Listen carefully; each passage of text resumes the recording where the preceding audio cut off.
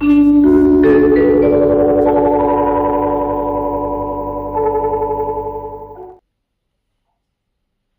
ಭಾರತ ಆಗಬೇಕು ಎನ್ನುವರಿದ್ದಾರೆ. ಬುದ್ಧ ಅಂಬೇಡ್ಕರ್ ಎನ್ನುವ ತಿರುಮಲೇಶನ ತ್ರಿಗುಣಾತ್ಮಕ ಪ್ರಪಂಚದಿಂದ ಮೊದಲನೆಯ ಅಧ್ಯಾಯ ಪೀಠಿಕೆಯಿಂದ ಈ ಪ್ಯಾರವನ್ನು ನಾನು ವಾಚನ ಮಾಡ್ತಾ ಇದ್ದೇನೆ, ಕೇಳಿ. ಪ್ರಾಚೀನ ಕಾಲದಿಂದಲೂ ಭಾರತ ಸಂಸ್ಕೃತಿ ವಿಶ್ವದಾದ್ಯಂತವೂ ವ್ಯಾಪಿಸಿದ್ದು, ಅದರ ಹರಿವಿರುವುದು ಪಳಿಯುಳಿಕೆಗಳಿಂದ ಅಷ್ಟೇ ಅಲ್ಲ, ದೇಶ ವಿದೇಶಿ ಧರ್ಮಾಚರಣೆಗಳಲ್ಲಿ ಆಫ್ರಿಕಾ, ಇಥೋಪಿಯಾ, ಅಮೇರಿಕಾ, ಮೊರಿಟೋನಿಯಾ, ಇಂಡೋನೇಷ್ಯಾ ಮುಂತಾದ ರಾಷ್ಟ್ರಗಳಲ್ಲಿ ನಡೆಸಿದ ಉತ್ಖನನಗಳಲ್ಲಿ ಕೆಲವೆಡೆ ದೊರೆತ ಒಂದೇ ರೂಪದ ಗಣೇಶ, ಸರಸ್ವತಿ ಮತ್ತಿತರ ದೇವತಾ ಪ್ರತಿಮೆಗಳಿಂದ ದೃಢಪಟ್ಟಿದೆ ಭಾರತೀಯ ಸಂಸ್ಕೃತಿ. ಭಾರತೀಯ ಸಂಸ್ಕೃತಿ ಇಸ್ಲಾಂ ಯುಗಕ್ಕಿಂತ ಮುಂಚಿನದು ಎಂಬುದು ಐತಿಹಾಸಿಕ ಸಂಗತಿ. ಭಾರತೀಯ ಸಂಸ್ಕೃತಿ ಇಸ್ಲಾಂ ಯುಗಕ್ಕಿಂತ ಮುಂಚಿನದು ಎಂಬುದು ಐತಿಹಾಸಿಕ ಸಂಗತಿ. ಹುಸಿ ಜಾತ್ಯತೀತವಾದಿಗಳು ಭಾರತದ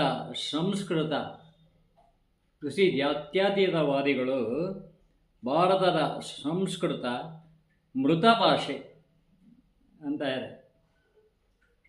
ಮಹಾಕಾವ್ಯಗಳಾದ ರಾಮಾಯಣ, ಮಹಾಭಾರತ, ಭಗವದ್ಗೀತೆ ಎಲ್ಲವೂ ಬ್ರಾಹ್ಮಣರ ಮೂಲದಿಂದ ಎಂದು ಟೀಕಿಸುವ ಮೂರ್ತಿ ಪೂಜೆಯು ಮಡ್ಡುವೆಂಬ ವಿಗಡ ವಿಚಾರವಾದವೆಲ್ಲ ಪೂರ್ವಾಗ್ರಹ ಪೀಡಿತ. ದೇವಸ್ಥಾನಕ್ಕೆ ಹೋಗದೆ ಮಾರ್ಕ ಅಂತ ಹೇಳೋ ಯೂಸ್ಲೆಸ್ ಸ್ಕಾಲರ್ಸ್ ಇದ್ದಾರೆ.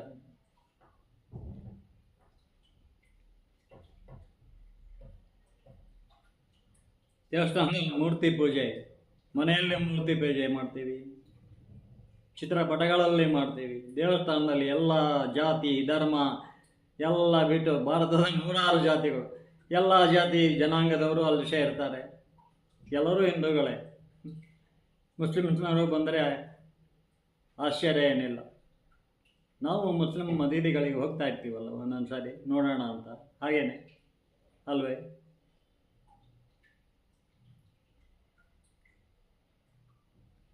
ಪ್ರಗತಿಪರರು, ವಿಗಡ ವಿಚಾರಿಗಳು ಇವರು. ಹುಸಿ ಜಾತ್ಯತೀತವಾದಿಗಳು. ಭಾರತದ ಸಂಸ್ಕೃತ ಮೃತ ಭಾಷೆ. ಮಹಾಕಾವ್ಯಗಳಾದ ರಾಮಾಯಣ, ಮಹಾಭಾರತ, ಭಗವದ್ಗೀತೆ ಹೋದ್ರಿ ಸಂಸ್ಕೃತದಲ್ಲಿದೆ ಅಂತ ನೀವು ತಿಳ್ಕೊಂಡಿದ್ದೀರ. ನನಗೆ ಸಂಸ್ಕೃತ ಬರೋದಿಲ್ಲ, ಕನ್ನಡ ಚೆನ್ನಾಗಿ ಗೊತ್ತಿದ್ದರೆ ಸಾಕು. ಯಾಕೆಂದರೆ ಪ್ರತಿಯೊಂದು ಶ್ಲೋಕಕ್ಕೂ, ಆ ಶ್ಲೋಕದ ಪ್ರತಿಯೊಂದು ಪದಕ್ಕೂ ಅರ್ಥ ತಾತ್ಪರ್ಯ ಅದರ ಕೆಳಗೆ ಇರುತ್ತೆ. ಭಗವದ್ಗೀತೆ. ಹಿಂದೂ ಧರ್ಮವನ್ನು ಅರಿಯಬೇಕಂದರೆ ಭಗವದ್ಗೀತೆಯನ್ನು ಓದಬೇಕು. ಭಾರತವನ್ನು ಅರಿಯಬೇಕಂದರೆ ವಿವೇಕಾನಂದರನ್ನು ಓದಬೇಕು. ಹಿಂದೂ ಧರ್ಮ ಒಡೆಯುವ ಹನ್ನಾರವೇಕೆ?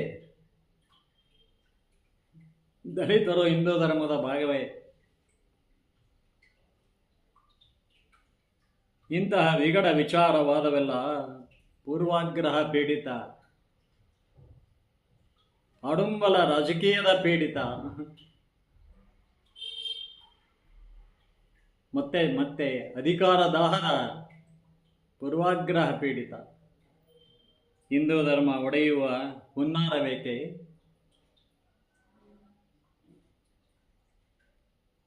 ಸರ್ವಧರ್ಮ ಸಹಿಷ್ಣುತೆ ಎನ್ನುತ್ತದೆ ಹಿಂದೂ ಧರ್ಮ. ದಲಿತರು ಬೇರೆಯೇ?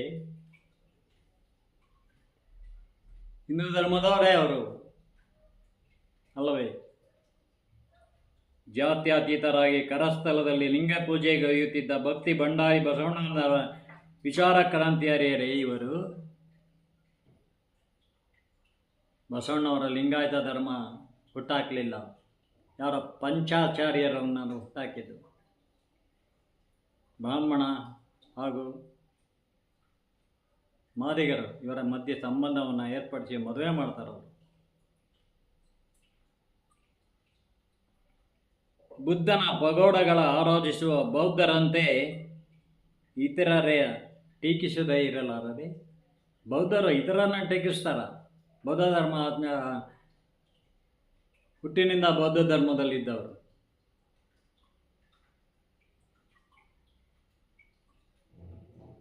ಮುಸ್ಲಿಮರು ಯಾವಾಗಲೂ ಏನು ಹಿಂದೂ ಧರ್ಮ ಟೀಕಿಸ್ತಿರ್ತಾರೆ, ಅವರಲ್ಲೂ ಇರ್ಬೋದು ಟೀಕೆ ಮಾಡೋರು. ಆದರೆ ನಮ್ಮಲ್ಲಿ ಯಾಕಿದೆ? ಇಲ್ಲಿ ಎಷ್ಟು ಉಚ್ಚ ಸಂಸ್ಕೃತಿ ಅಷ್ಟು ನೀಚ ಸಂಸ್ಕೃತಿ ಇದೆ. ಅಷ್ಟೇಕೆ ಹಿಂದೂ ಧರ್ಮದಲ್ಲ, ಇಡೀ ಭಾರತದಲ್ಲಿ ಎಷ್ಟು ಉಚ್ಚ ಸಂಸ್ಕೃತವೋ ಅಷ್ಟು ನೀಚ ಸಂಸ್ಕೃತಿ ಇದೆ. ಜನಸಂಖ್ಯೆ ಹೆಚ್ಚಿದಂತೆಲ್ಲ ಪ್ರಪೋರ್ಷನೇಟ್ನಾಗ ಅದು ಹೆಚ್ಚುತ್ತಾ ಇರುತ್ತದೆ.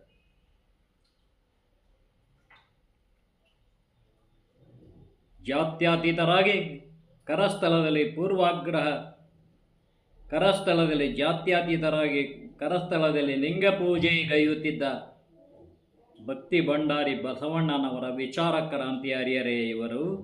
ಬುದ್ಧನ ಪಗೋಡಗಳ ಆರಾಧಿಸುವ ಬೌದ್ಧರಂತೆ ಬುದ್ಧನ ಪಗೋಡಗಳ ಆರಾಧಿಸುವ ಇದನ್ನು ಮಹಾಯಾನ ಅಂತಾರೆ. ಅವನ ತತ್ವವನ್ನು ಫಾಲೋ ಮಾಡುವವರು, ಅನುಸರಿಸುವವರು ಹೀನಯಾನಿಗಳು ಅಂತ, ಅಥವಾ ತೇರವಾದ ಅಂತಾರೆ. ಅವರೇನಾದ್ರು ಬೇರೆ ಧರ್ಮನ ಟೀಕಿಸ್ತಾರೆ. ಮನುಷ್ಯ ಕಣ್ಣಿಗೆ ಕಾಣದ್ದನ್ನು ತನಗಷ್ಟೇ ಅನುಭವ ವೇದ್ಯವಾಗದನ್ನು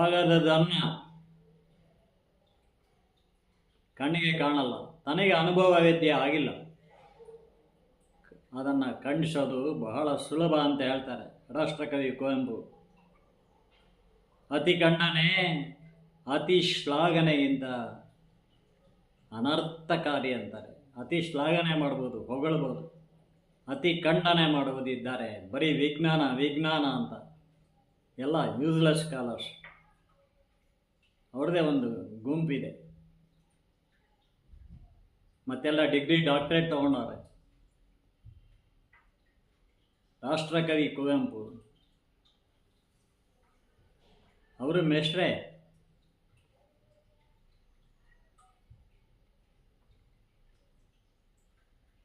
ಅದರಿಂದ ಅತಿ ಖಂಡನೆ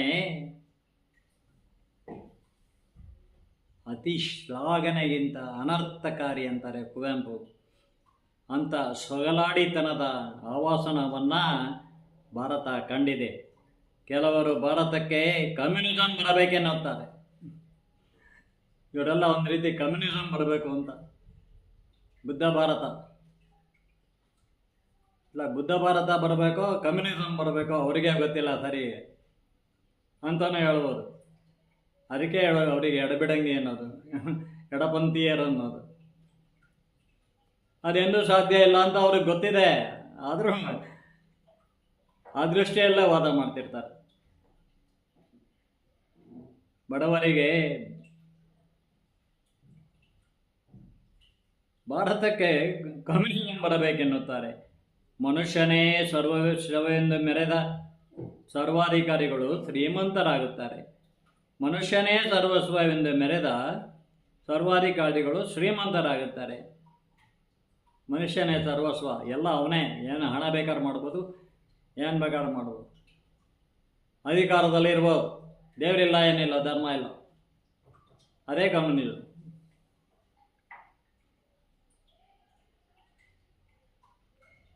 ಹೇಗಾದ್ರೂ ಮಾಡಿಯೇ ತೀರ್ಬೋದು, ಹಣ ಇದ್ದರೆ ಆಯಿತು. ಹಣ ಖರ್ಚು ಮಾಡಲಿಕ್ಕೆ, ದುಡಿಲಿಕ್ಕೆ ಒಂದು ರೀತಿ ನೀತಿ ಇಲ್ವೇ, ಒಂದು ಆದರ್ಶ ಇಲ್ವೇ, ಅಂತರಂಗದ ಸಾಕ್ಷಿ ಅನ್ನೋದು ಇಲ್ವೇ, ಒಳ್ಳೆಯದು ಕೆಟ್ಟದ್ದು ಅನ್ನೋದು ಇಲ್ವೇ? ಅದಿರದೆ ಭಗವದ್ಗೀತೆಯಲ್ಲಿ, ಹಿಂದೂ ಧರ್ಮದಲ್ಲಿ. ಬಹಳ ಚೆನ್ನಾಗಿ ಹೇಳ್ತದೆ ಬೇರೆ ಎಲ್ಲ ಧರ್ಮಗಳಿಗಿಂತ ಅಂತ ನಾವು. ಯಾಕೆಂದರೆ ಹಿಂದೂ ಧರ್ಮನೇ ಮೂಲ ನಾಗರಿಕತೆಯಲ್ಲಿ.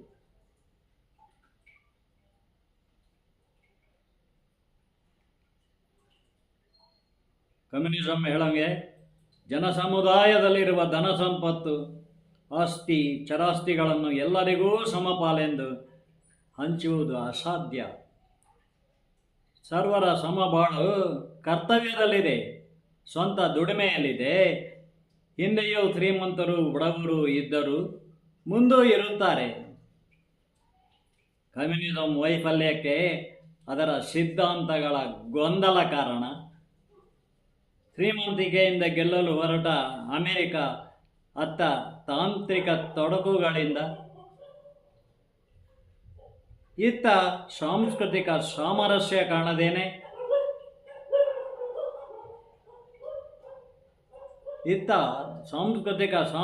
ಕಾಣದೇನೆ ಸಂದಿಗ್ಧ ಸ್ಥಿತಿಯಲ್ಲಿದೆ ಅಮೆರಿಕ. ಈಚೆಗೆ ಚೀನಾ ತನ್ನ ಕಮ್ಯುನಿಸಂ ಹಿಡಿತ ಸಡಿಲಿಸಿದೆ. ಧಾರ್ಮಿಕ ಸ್ವಾತಂತ್ರ್ಯವನ್ನು ಕೊಟ್ಟಿದೆ ಜನತೆಗೆ. ಎಲ್ಲ ಧರ್ಮಾಚರಣೆಗಳಿಗೂ ಅವಕಾಶ ಇದೆ. ಬೌದ್ಧ ಧರ್ಮ, ಚೀನೀಯರ ಕಾನ್ಫ್ಯೂಷಿಯಸ್ ಧರ್ಮ, ಇಸ್ಲಾಂ, ಕ್ರೈಸ್ತ ಧರ್ಮಗಳಿವೆ.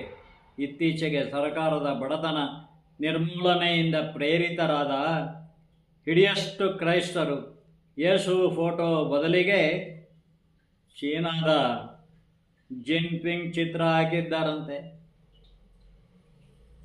ಬಡವರಿಗೆಲ್ಲ ಆತನೇ ಆಧಾರ ಅಂತ. ಈಗ ನಮ್ಮ ದೇಶದಲ್ಲಿ ಬಡವರಿಗೆಲ್ಲ ಸಿದ್ದರಾಮಯ್ಯನವರೇ ಆಧಾರ ಅಂತ.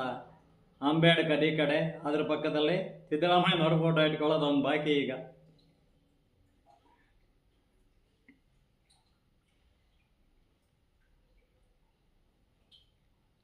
ಹಿಂದೆಯೂ ಶ್ರೀಮಂತರು ಬಡವರು ಇದ್ದರು, ಮುಂದೆಯೂ ಇರುತ್ತಾರೆ. ಕಮ್ಯುನಿಸಂ ವೈಫಲ್ಯಕ್ಕೆ ಅದರ ಸಿದ್ಧಾಂತಗಳ ಗೊಂದಲ ಕಾರಣ. ಶ್ರೀಮಂತಿಕೆಯಿಂದ ಗೆಲ್ಲಲು ಹೊರಟ ಅಮೆರಿಕ ಅತ್ತ ಸ್ವಾತಂತ್ರ್ಯ ತೊಡಕುಗಳಿಂದ, ಇತ್ತ ಸಾಂಸ್ಕೃತಿಕ ಸಾಮರಸ್ಯ ಕಾಣದೇನೆ ಸಂದಿಗ್ಧ ಸ್ಥಿತಿಯಲ್ಲಿದೆ. ಬರೀ ಶ್ರೀಮಂತಿಕೆ ಅಲ್ಲ, ಸಂಸ್ಕೃತಿ, ನಾಗರಿಕತೆ, ಸಂಸ್ಕೃತಿ ಬಹಳ ಮುಖ್ಯ ಆಗ್ತದೆ. ನಡೆ ನುಡಿಗಳು ಇಲ್ಲಿದ್ರೆ ಮನುಷ್ಯನಾಗಲ್ಲ. ಇದು ಮೃಗ ಸಂಕುಲ ಆಗಿಬಿಡುತ್ತೆ, ಮನುಜ ಸಂಕುಲ ಆಗಲ್ಲ ಅಲ್ವೇ? ಮನುಷ್ಯನಿಗೆ ವಾಸಿಯಾಗದ ಕಾಯಿಲೆ, ಕಷ್ಟ, ಸಂಕಷ್ಟ, ಸಮಸ್ಯೆಗಳನ್ನು ಪವಾಡ ಸದೃಶವಾಗಿ ನಿವಾರಿಸುವ ದೇವರಿಗಿಂತ ದುಡ್ಡೇ ದೇವರೆಂದರೆ, ಪರಾವಲಂಬಿಗಳಾದರೆ ಪ್ರಗತಿಪರರು ಎಂದು, ಅಧಿಕಾರದಿಂದ ಮದೋನ್ಮತ್ತರಾದರೆ ಬುದ್ಧಿಗೆ ದಾರಿದ್ರ್ಯ. ಹಾಸ್ಯ ಸಾಹಿತಿ ಬೀಚಿ ರಷ್ಯಾ ಪರ್ಯಟನೆ ಮಾಡಿ, ಪ್ರವಾಸ ಮಾಡಿ, ದೇವರಿಲ್ಲದ ಗುಡಿ ಎಂದಿದ್ದರು. ಅಂದಿನ ರಷ್ಯಾದ ಸೋವಿಯತ್ ಒಕ್ಕೂಟವು ಒಡೆದು ಇಂದಿಗೆ ಗಣರಾಜ್ಯವಾಗಿದೆ. ಇವತ್ತು ಅಲ್ಲಿ ಗಣರಾಜ್ಯ ಇದೆ ರಷ್ಯಾದಲ್ಲಿ. ಸೋವಿಯತ್ ಒಕ್ಕೂಟ ಹೋಯಿತು, ನಾವೆಲ್ಲ ಚಿಕ್ಕವರಿದ್ದಾಗ ಇದ್ದಿದ್ದು. ಈಗ ರಷ್ಯಾ ಕೂಡ ಗಣರಾಜ್ಯ ಆಗಿದೆ. ಅಂದಿಗೂ ಇಂದಿಗೂ ಭಾರತವು ಮಾತ್ರ ತನ್ನ ಧರ್ಮ, ಸಂಸ್ಕೃತಿ, ಶಿಷ್ಟಾಚಾರಗಳಿಂದಲೇ ವಿಶ್ವದಲ್ಲೇ ದೊಡ್ಡ ಪ್ರಜಾಪ್ರಭುತ್ವವಾಗಿ ಬೆಳೆದಿದೆ. ಟಿ.ಎಸ್. ಎಲಿಯಟ್ ಹೇಳುವಂತೆ, ಭಾರತವು ವಿಶ್ವಕ್ಕೇ ಅನ್ವಯಿಸುವ ಧರ್ಮ ಮತ್ತು ಸಂಸ್ಕೃತಿಯ ತತ್ವಾದರ್ಶಗಳನ್ನು ಹೊಂದಿದೆ. ಸ್ವಾತಂತ್ರ್ಯಾನಂತರ ರಾಜಕೀಯವಾಗಿ ಎಷ್ಟೋ ಸ್ಥಿತ್ಯಂತರಗಳನ್ನು ಕಂಡಿದೆ ಭಾರತ. ಕಾಲ ಕಾಲಕ್ಕೆ ಸತ್ವದ, ನೈತಿಕತೆ, ಧರ್ಮ ಹೊರಿತು ವಿಜ್ಞಾನ ತಂತ್ರಜ್ಞಾನದಲ್ಲಿ ವೇಗಗತಿಯ ಪ್ರಗತಿ ಕಂಡಿದೆ ಭಾರತ. ಆರ್ಥಿಕತೆಯಲ್ಲಿ ಮುಂದುವರೆದಿದೆ ಭಾರತ. ಬಡ ಜನರೆಲ್ಲ ದಡ್ಡರೇನಲ್ಲ, ಜಾಗೃತರಾಗುತ್ತಿದ್ದಾರೆ. ಅಷ್ಟರೇ ದೇವರ ನಂಬಿಕೆಯಲ್ಲಿ ಆತ್ಮವಿಶ್ವಾಸದಿಂದ ಕರ್ತವ್ಯ ನಿರತರಾಗಿದ್ದಾರೆ. ದುಡಿಮೆಯಲ್ಲಿ ಕರ್ತವ್ಯ ನಿರತರಾಗಿದ್ದಾರೆ. ಹಾಳಾಗುವವರು ಹಾಳಾಗ್ತಾ ಇದ್ದಾರೆ ಬಡತನದಿಂದ, ಅಜ್ಞಾನದಿಂದ. ಅದೆಲ್ಲ ಕಾಲಕ್ಕೂ ಇದೆ. ಜನಸಂಖ್ಯೆ ಹೆಚ್ಚಿದಂಗೆ ಪ್ರಪೋರ್ಷನೇಟ್ಲಿ ಅವರು ಹೆಚ್ಚುತ್ತಾರೆ. ಹಿಂದೆಲ್ಲ ಹೇಳುವಂಗೆ ಕೆಟ್ಟದ್ದು ಜಾಸ್ತಿ ಇರೋದ್ರಿಂದ ಒಳ್ಳೇದಕ್ಕೆ ಭಾಳ ಬೆಲೆ, ನೈತಿಕತೆಗೆ ಒಂದು ನೆಲೆ. ನೀನು ಹಂಗಿದ್ರೆ ಬಾ ಈ ಕಡೆ ಬಂದ್ಬಿಡು ಅಂತಾರೆ. ಬೆಂಗಳೂರಲ್ಲಿ ಕೆಲವು ಹುಡುಗರನ್ನು ನಾನು ಕೇಳಿದ್ದೇನೆ, ಯುವಕರನ್ನು, ದುಡಿಮೆಯಲ್ಲಿರೋರನ್ನು, ಹೋಟೆಲಲ್ಲಿ ಅಲ್ಲೆಲ್ಲ. ಹೌದು, ಇಲ್ಲಿ ಕೆಟ್ಟೋಗ್ಲಿಕ್ಕೆ ಭಾಳಷ್ಟು ಅವಕಾಶ ಇದೆ ಸರ್. ಒಳ್ಳೆಯವನಾಗಿ ಬದುಕೋದು ಬಹಳ ಕಷ್ಟ ಇದೆ. ನಮ್ಮ ತಂದೆ ತಾಯಿಗಳು ನಮ್ಮನ್ನು ನಂಬ್ಕೊಂಡು ಇಲ್ಲಿ ಕಳಿಸಿರ್ತಾರೆ. ಎಂಥ ಮಾತು ಇದು, ಬಹಳ ಗಮನಾರ್ಹವಾದದ್ದು.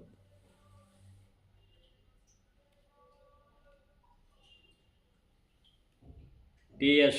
ಎಲಿಯಟ್ ಹೇಳುವಂತೆ, ಭಾರತವು ವಿಶ್ವಕ್ಕೆ ಅನ್ವಯಿಸುವ ಧರ್ಮ ಮತ್ತು ಸಂಸ್ಕೃತಿಯ ತತ್ವಾದರ್ಶಗಳನ್ನು ಹೊಂದಿದೆ.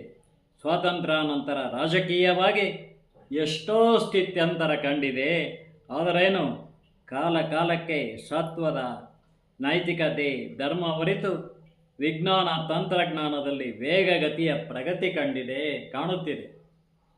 ಆರ್ಥಿಕತೆಯಲ್ಲಿ ಮುಂದುವರೆದಿದೆ. ಬಡ ಜನರೆಲ್ಲ ದಡ್ಡರೇನಲ್ಲ, ದೇವರು ಅಂತ ಕೈ ಮುಗ್ಕೊಳ್ಳಲ್ಲ, ಕೂತ್ಕೊಳ್ಳಲ್ಲ. ನಾವು ದಲಿತರು ಭಿಕ್ಷೆ ಹಾಕಿದ್ದಾರೆ ಸರ್ಕಾರದವರು, ರಾಗಿ ಜೋಳ ಅನ್ನ ಭಿಕ್ಷೆ ಹಾಕಿದ್ದಾರೆ, ರಾಗಿ ಕೊಟ್ಟಿದ್ದಾರೆ. ಸ್ತ್ರೀ ಶಕ್ತಿ ಅಂತ ನಮ್ಮನೆ ಹೆಂಗಸ್ರಿಗೆ ದುಡ್ಡು ಕೊಟ್ಟಿದ್ದಾರೆ, ಕೂತ್ಕೊಂಡು ತಿನ್ಬೋದು. ಬಡವರು ಅಂದರೆ ಅವರು ತುಂಬ ಕೂತ್ಕೊಂಡು ತಿನ್ನೋರು ಅಲ್ಲಕ್ಕೆ ಅಲ್ಲ. ಅಂಥವ್ರು ಯಾರು ಇದ್ದರೆ ಅವರು ಸೋಮಾರಿಗಳು.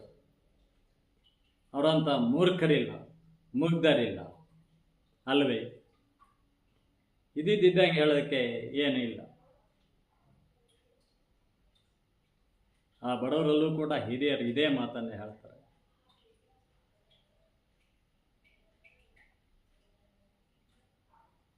ಅದೇ ಬಡವರು ಕಂಡ ದೇವರು ಅದೆಷ್ಟು ದೊಡ್ಡವನು. ಮೂರ್ತಿಯ ಮೇಲೆ, ಕಲ್ಲು ಮೂರ್ತಿಯ ಮೇಲೆ ದೇವಸ್ಥಾನದಲ್ಲಿ ಹೋಗಿ ಅಪ್ಪಣೆ ಕೇಳ್ತಾರೆ. ತಮ್ಮ ಬದುಕನ್ನು ಕಟ್ಟಿಸ್ಕೊಳ್ತಾರೆ. ಅವತ್ತಿನ ದಿವಸ ಕೆಲಸಕ್ಕೆ ಹೋಗ್ತಾರೆ. ಅಪ್ಪಣೆ ಕೇಳಿ ವಿವಾಹ ನಿಶ್ಚಿತಾರ್ಥ ಮಾಡ್ತಾರೆ.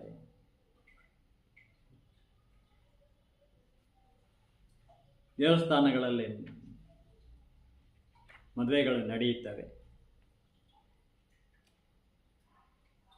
ಬಡವರಿಗೆ ಸ್ವಾಭಿಮಾನವೇ ಆಸ್ತಿ. ಅವನ ಸ್ವಾಭಿಮಾನ ಸಿಡಿದ್ರೆ ಅವನ ಮುಂದೆ ಯಾರೂ ನಿಲ್ಲಕ್ಕಾಗಲ್ಲ. ಎಂದಿಗೂ ದೇವರ ಪವಾಡ ಸದೃಶ ಕೃತಿಗಳಂತೆ ದೃಢನಂಬಿಕೆ ಇಟ್ಟುಕೊಂಡೇ ಕಠಿಣ ಪರಿಶ್ರಮದಿಂದ ಸ್ವಾವಲಂಬಿಗಳಾದ ಬಡವರಿದ್ದಾರೆ. ಅವರು ವ್ಯಥೆ ಪಡ್ತಾರೆ.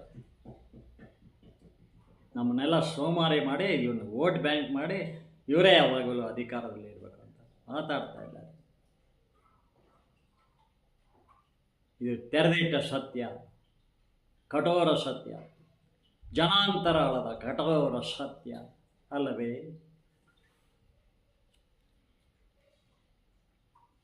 ಕಷ್ಟಪಟ್ಟು ದುಡಿದು ಸನ್ಮಾರ್ಗದಲ್ಲೇ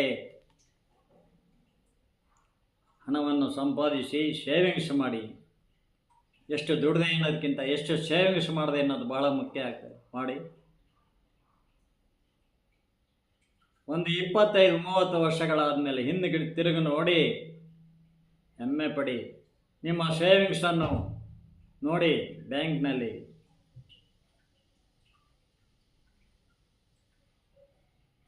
ಸರ್ಕಾರಿ ಬ್ಯಾಂಕ್ನಲ್ಲಿ, SBIನಲ್ಲಿ, ಯಾವುದೋ ಕೋಆಪರೇಟಿವ್ ಸೊಸೈಟಿಯಲ್ಲಿ ಕಳ್ಕೊಂಬಿಟ್ಟವ್ರು ಬಹಳಷ್ಟು ಜನ ಇದ್ದಾರೆ. ಪ್ರೈವೇಟ್ ಕೋಆಪರೇಟಿವ್ ಸೊಸೈಟಿಯಲ್ಲಿ ಮಾಡಬೇಡಿ ಅಂತ ಹೇಳಲ್ಲ ನಾನು, ಅದು ನಿಮ್ಮ ಇಷ್ಟ. ಸರ್ಕಾರವೇ ಅಲ್ಲವೇ? ಆಯ್ಕೆ ನಮ್ಮದು, ನಮ್ಮ ಜೀವನ, ನಮ್ಮ ಬದುಕು, ನಮ್ಮ ಬಾಳು.